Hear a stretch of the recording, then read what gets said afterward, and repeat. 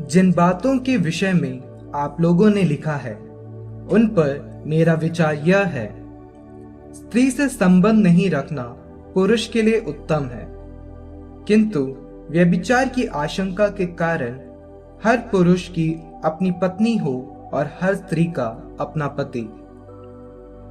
पति अपनी पत्नी के प्रति अपने कर्तव्य का पालन करे और स्त्री अपने पति के प्रति। पत्नी का अपने शरीर पर अधिकार नहीं, वह पति का है, और उसी प्रकार पति का भी अपने शरीर पर अधिकार नहीं, वह पत्नी का है। आप लोग एक दूसरे को उस अधिकार से वंचित नहीं करें, और यदि ऐसा करे तो दोनों की सहमति से और कुछ समय के लिए, जिससे प्रार्थना का अवकाश मिले और इसके बाद पहले जैसे रहे। कहीं ऐसा ना हो कि शैतान असंयम के कारण आपको प्रलोभन में डाल दे। मैं यह आदेश के रूप में नहीं बल्कि अनुमति के रूप में कह रहा हूं। मैं तो चाहता हूं कि सब मनुष्य मुझ जैसे हो, किंतु ईश्वर की ओर से हर एक को अपना अपना वरदान मिला है, एक को यह, दूसरे को वह।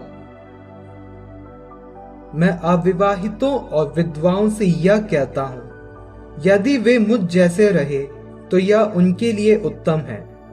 यदि वे आत्म संयम नहीं रख सकते तो विवाह करें, क्योंकि वासना से जलने की अपेक्षा विवाह करना अच्छा है। विवाहितों को मेरा नहीं बल्कि प्रभु का ये आदेश है कि पत्नी अपने पति से अलग ना हो, और यदि वह अलग हो जाए तो उसे या तो अविवाहित रहना चाहिए या अपने पति से मेल करना चाहिए। पति भी अपनी पत्नी का परित्याग नहीं करे।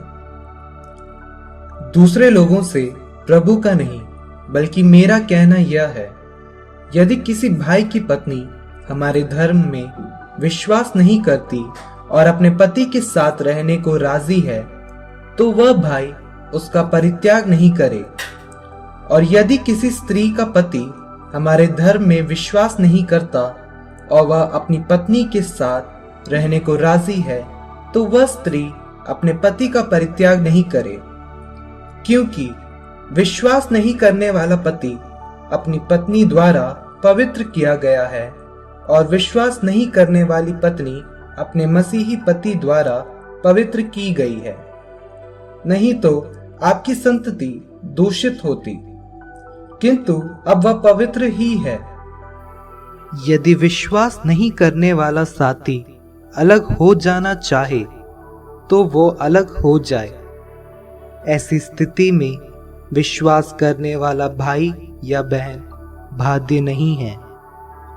ईश्वर ने आपको शांति का जीवन बिताने के लिए बुलाया है। क्या जाने, हो सकता है कि पत्नी अपने पति की मुक्ति का कारण बन जाए और पति अपनी पत्नी की मुक्ति का कारण। सामान्य नियम ये है कि हर एक व्यक्ति जिस स्थिति में ईश्वर द्वारा बुलाया गया है उसी में बना रहे और उसे प्रभु से जो वरदान मिला है उसी के अनुरूप जीवन बिताए। मैं सभी कलीसियाओं के लिए यही नियम निर्धारित करता हूं। यदि बुलाए जाने के समय किसी का खतना हो चुका हो तो वह इस बात को छिपाने की चेष्टा ना करे, और यदि बुलाए जाने के समय उसका खतना नहीं हुआ हो तो वह अपना खतना नहीं कराए। ना तो खतने का कोई महत्व है और ना उसके अभाव का। महत्व ईश्वर की आज्ञाओं के पालन का है। हर एक व्यक्ति जिस स्थिति में बुलाया गया था वह उसी में रहे। आप बुलाए जाने के समय दास थे तो इसकी चिंता ना करें, और यदि आप स्वतंत्र हो जा सके तो दास ही बना रहना अधिक उचित समझे, क्योंकि प्रभु द्वारा बुलाए जाने के समय जो दास था वह प्रभु द्वारा दास से मुक्त है, और उसी प्रकार प्रभु द्वारा बुलाए जाने के समय जो स्वतंत्र था वह मसीह का दास है। आप लोग कीमत पर खरीदे गए हैं, अब मनुष्यों के दास ना बने। भाइयों, हर एक व्यक्ति जिस स्थिति में बुलाया गया था वह उसी में ईश्वर के सामने रहे। कुंवारियों के विषय में मुझे प्रभु की ओर से कोई आदेश नहीं मिला है, किंतु प्रभु की दया से विश्वास के योग्य होने के नाते मैं अपनी सम्मति दे रहा हूं। मैं समझता हूं कि वर्तमान संकट में यही अच्छा है कि मनुष्य जिस स्थिति में है उसी स्थिति में रहे। आपने किसी स्त्री से विवाह किया है तो उससे मुक्त होने का प्रयत्न ना करें। आपकी पत्नी का देहांत हुआ है तो दूसरी की खोज ना करें। यदि आप विवाह करते हैं तो इसमें कोई पाप नहीं, और यदि कुंवारी विवाह करती है तो वह पाप नहीं करती। किंतु ऐसे लोग अवश्य ही विवाहित जीवन की झंझटें मोल लेते हैं। इनसे मैं आप लोगों को बचाना चाहता हूं। भाइयों, मैं आप लोगों से यह कहता हूं, समय थोड़ा ही रह गया है।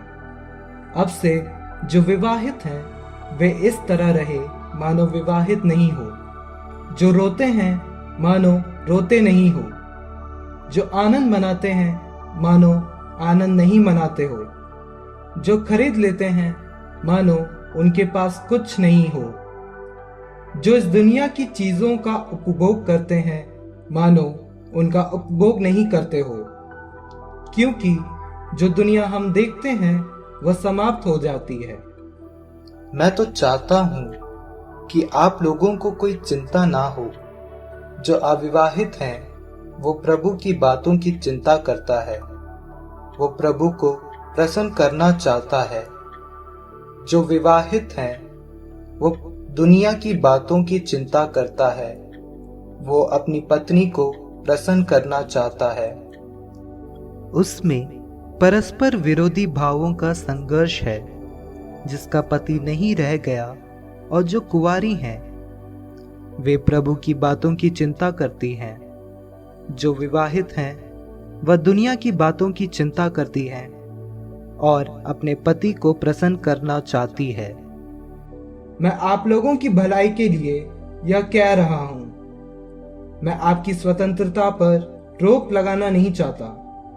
मैं तो आप लोगों के सामने प्रभु की अनन्य भक्ति का आदर्श रख रहा हूं। यदि कोई समझता है कि उसे अपनी प्रबल प्रवृत्तियों के कारण अपनी मंगेतर युवती के साथ अशोभनीय व्यवहार करने का डर है और उसे इसके संबंध में कुछ करना आवश्यक मालूम पड़ता है, तो वह जो चाहता है कर सकता है। वे विवाह करें, इसमें कोई पाप नहीं, किंतु जिसका मन सुदृढ़ है, जो किसी भी तरह बाध्य नहीं है और अपनी इच्छा के अनुसार चलने का अधिकारी है, यदि उसने अपने मन में यह संकल्प किया है कि यह अपनी मंगेतर युवती का कुंवारापन सुरक्षित रखेगा, तो वह अच्छा करता है। इस प्रकार जो अपनी मंगेतर युवती से विवाह करता है वह अच्छा करता है, और जो विवाह नहीं करता वह और भी अच्छा करता है। जब तक किसी स्त्री का पति जीवित है वो तब तक उससे बंधी रहती है। यदि पति मर जाता है तो वो मुक्त हो जाती और जिसके साथ चाहे विवाह कर सकती है, परंतु केवल किसी मसीही से। फिर भी यदि वो वैसी ही रह जाए तो ये और अच्छा करती है। ये मेरा विचार है और मुझे विश्वास है कि ईश्वर का मनोभाव मुझ में विद्यमान है।